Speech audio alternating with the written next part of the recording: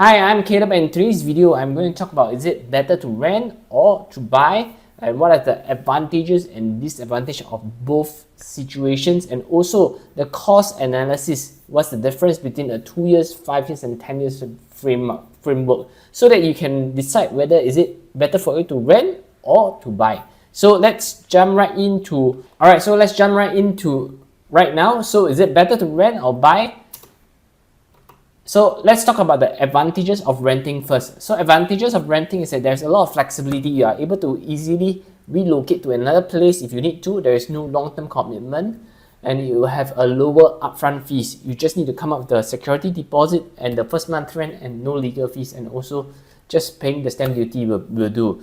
Then there is a lot of reduced responsibility because you just need to handle the landlord will handle the property maintenance in excess of $200 of the minor repair fees. The one below it will be yours only. Then of course there's a lot of liquidity. You free up the funds for other investments, and there's no depreciation lease whereby the property value changes or rises and stuff like that. So that's all, of course, good and bad at the end of the day. So of course, at the end of the day, next is there is also the cons of it is that the monthly rent contributes to landlord's wealth and not yours. It helps to reduce the landlord's monthly the overall loan that he has. Okay, and of course you have this lack of stability whereby the rent might increase in the near future when the lease terms ends, and you miss out on capital growth because there's no capital gains on it as well. In Singapore, definitely if you're a foreigner, you are not able to participate in the purchasing of properties because of the ABSD that you need to factor in. If you are not a local or PR, you need to pay hefty ABSD of 60%. So there is limited control of what you can do in the property as well. You cannot renovate or make major changes to the property. And of course, there is potential cost increase when rent may rise due to inflation or landlord's discretion also. And of course, there's higher long-term cost because renting can be more expensive. Later, I'll show you why also. So when to rent, I would suggest someone who wants to rent, you should only go for something that is short, 1 year, 2 years, because there's uncertain of the financial plans. So, and also there is limited resources for down payments and associated buying costs. And also you have a preference for flexibility to relocate quickly, a changing of locations due to your work commitment and stuff like that. So now let's talk about buying. Buying, you have a lot of stability. It provides long-term stability and a sense of true ownership because you can customize, renovate to whatever thing that you want. As you continue to pay down your installment, you are building equity over time because at the end of the day, it reduces your loan. And of course, when the property appreciates, you can enjoy capital appreciation also. And it hedges against inflation because 30 years ago, the same house, it only cost 30,000. But right now, it could be 300,000. So as you grow older, your property value will definitely appreciate in Singapore. And of course, you have the option to rent out the property for passive income. You choose not to stay in it. However, also when you buy, there is also cons towards it because you need to pay a huge down payment. Down payment, that's 25% easily. You still have your BSD, which is the buyer stamp duty, and your legal fees as well.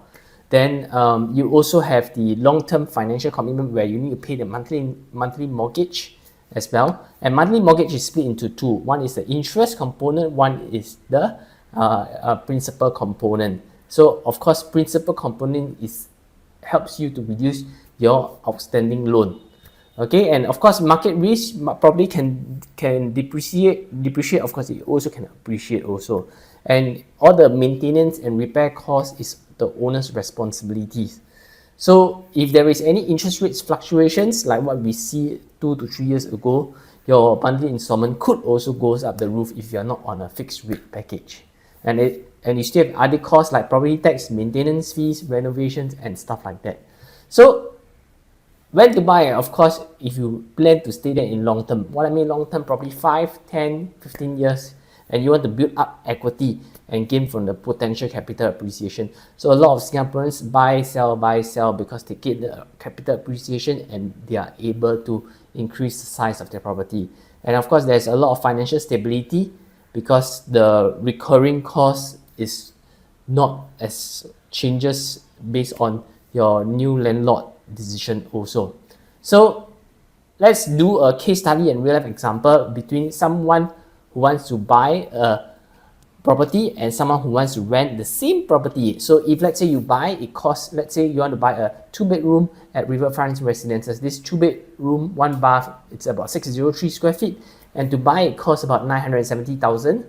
And to rent, it only costs 3,200 per month. So let's see the difference and let's work it out.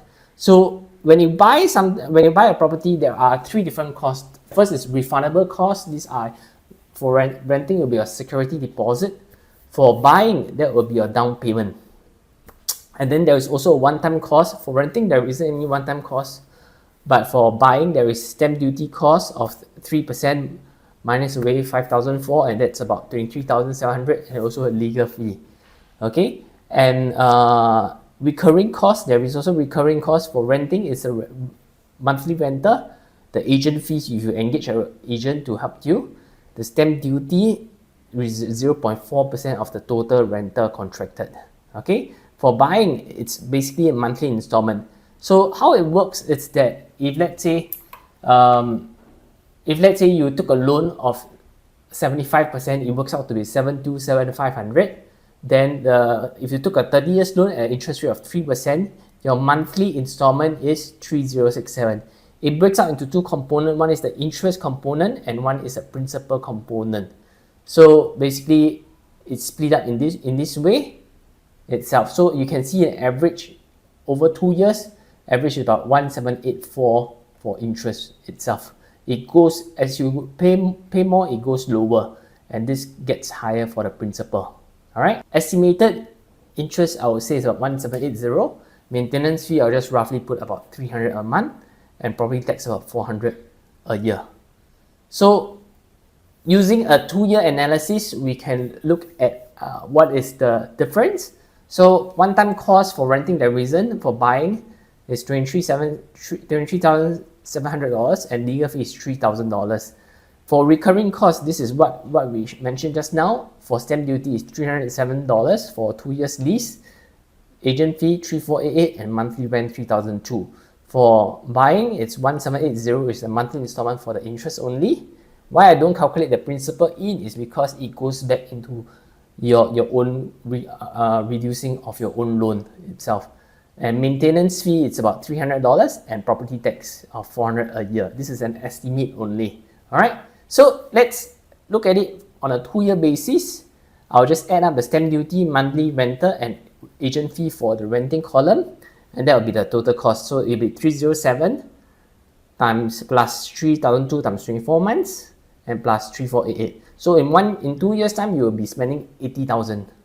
Whereas for buying, stamp duty plus legal fee plus interest on monthly installment plus maintenance fee plus property tax, that will be 23,400 plus 3,000 plus 1780 times 24 plus 300 times 24, which is the maintenance fee, plus $400, which is the property tax. Total is 76,816. So you notice that the difference is not that huge because why? Because the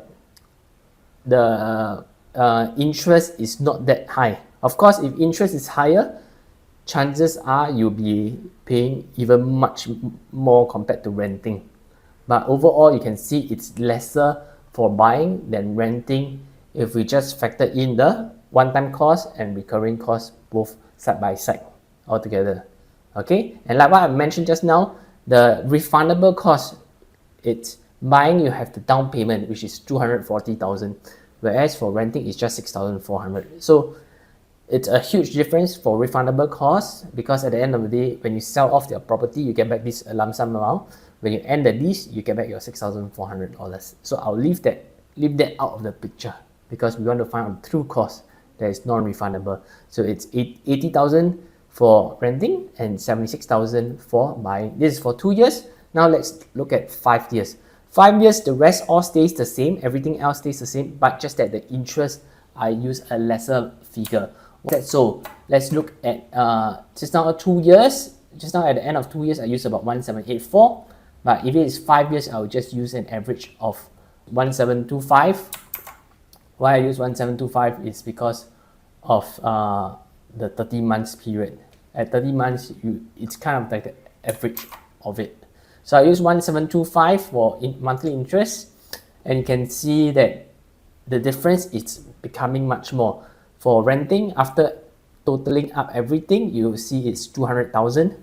For buying, it's 150,000. So it's a difference of $50,000 already. All right. So of course, this is ceteris paribus, meaning to say that assuming everything else stays the same, there might be a situations whereby the landlord wants to increase rental. There might be situations whereby the interest increase. We can't control all these things, so we just use everything else stays the same and to do a simple analysis out of it. All right.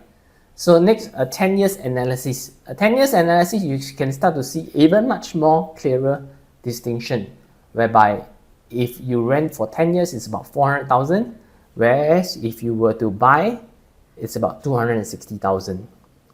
So at the end of the day, what's the conclusions and recommendation? Using both 2 years, 5 years, 10 years framework, buying always is cheaper, definitely. But the thing is that if let's say we are looking at, but buying, you require to have a down payment of 242,000. So not everyone have this buying capital that they have. So they do not have much, they will only need to rent. So they have no choice but to go for a 6,400 security deposit.